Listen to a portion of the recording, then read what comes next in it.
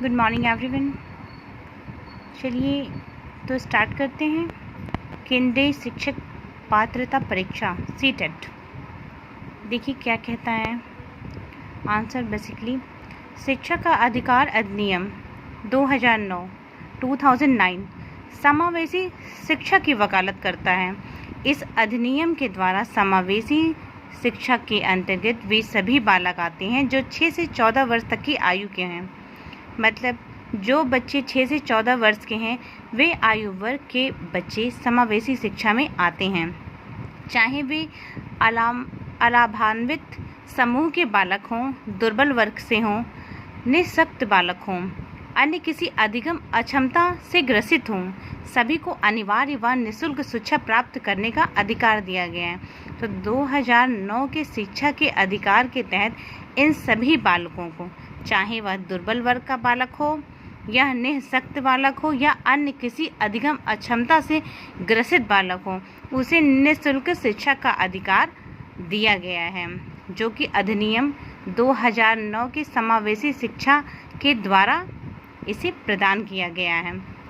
ध्यातव्य है कि दिव्यांगजन अधिकार अधिनियम 2016 में दिव्यांग बच्चों के लिए 6 से 18 वर्ष की आयु तक मुफ्त शिक्षा के अधिकार की व्यवस्था की गई। बहुत इंपॉर्टेंट क्वेश्चन है।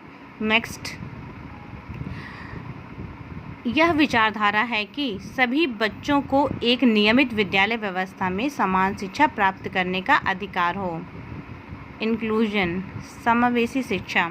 समावेशी शिक्षा वह विचारधारा है जिसमें सभी बच्चों को एक नियमित विद्यालय व्यवस्था में समान शिक्षा प्राप्त करने का अधिकार हो। निःशुल्क और अनिवार्य शिक्षा का अधिकार अधिनियम 2009 में प्रारंभिक शिक्षा में सभी बच्चों के समावेशन व समता के सिद्धांतों पर आधारित है। भेदभाव रहित शिक्षा प्रदान करने का मार्ग प्रशस्त किया गया है। यह अधिनियम सभी बच्चों को गुणवत्तापूर्ण प्रारंभिक शिक्षा प्राप्त करने व उसे पूरा करने का अधिकार देता है। टीचर शुड देखते हैं क्या आंसर इसका हो सकता है। Communicate the she respect and value culture in the classroom. एक शिक्षक को चाहिए कि वह कक्ष में संप्रेषित करे कि वह सभी संस्कृतियों का सम्मान करता है और उन्हें महत्व देता है। राष्ट्रीय पाठ्यचर्या की रूपरेखा 2005 शिक्षा की वकालत करता है कि यह व्यक्त करती है कि व्यक्तिक विभिन्नता, उनकी सामाजिक सांस्कृतिक विविधता को कक्षा में समान महत्व दिया जाना चाहिए।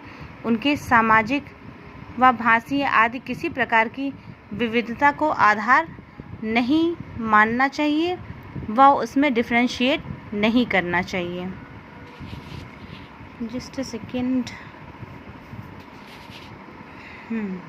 बच्चे प्रभावी रूप से सीखते हैं। बच्चे प्रभावी रूप से कब सीखते हैं? शिक्षण की क्रियाशीलता सिद्धांत के अनुसार बच्चे प्रभावी रूप से सीखते हैं जब वे विभिन्न गतिविधियों एवं कार्यों में सक्रिय रूप से भाग लेते हैं। बालक के जीवन में प्रमुख विशेषता मानसिक और शारीरिक क्रियाशीलता है।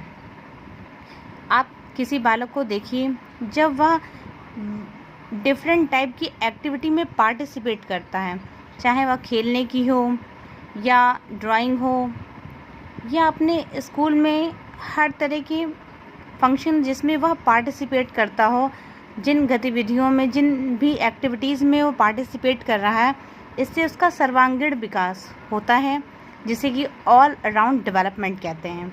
बालक के जीवन की प्रमुख विशेषता मानसिक और शारीरिक क्रियाशीलता है। हमें बेसिकली बचपन में, चाइल्डहुड में खेलने पर विशेष जोर क्यों दिया जाता है? क्योंकि इससे बालक के शरीर का विकास होता है और जब उसका शरीर स्वस्थ होगा तो उसका मन भी स्वस्थ होगा, मन और मस्तिष्क स्वस्थ होगा, तो जिससे उसके अंदर बौद्धिक क्षमता का विकास होगा, सृजनशीलता का विकास होगा, नई नई क्रिएटिविटी का विकास होगा और इस तरह से उसका मानसिक और बौद्धिक स्तर एक उच्च शिखर पर पहुंच सकेगा। तो इसीलिए बालकों को विभिन्न गतिविधियों में पार्टिसिपेट करवाया जाता है स्कूल में, ताकि उस बालक का सर्वांगीण विकास हो सके। यही कारण है कि शिक्षा शास्त्री इस बात पर विशेष बल देते आए हैं कि बालक के मस्तिष्क और शरीर की क्रियाशील बनाकर ही उसे किसी बात को भली भांति समझाया जा सकता है।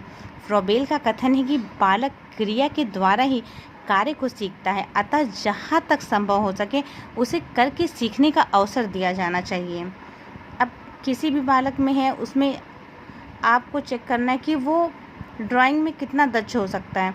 उसे आप पेपर और पेंसिल पकड़ा दीजिए, और यदि वह उसमें इंटरेस्टेड है तो वह धीरे धीरे खुद ब खुद देखकर उन चित्रों को एज इट इज़ उतारने का प्रयास करेगा। अगर वह उसमें इंटरेस्ट ले रहा है, उसमें उसकी रुचि है ड्राइंग में, तो इस तरह से उसके अंदर जो हिडन टैलेंट है, जिसमें वह रुचि ले रहा है, उसमें वह अपने मन के मनोभावों को, मनादशा को भी व्यक्त करता है।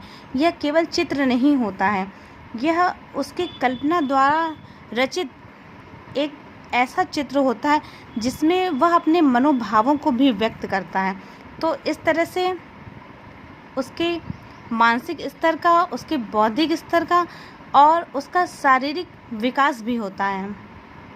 Thank you.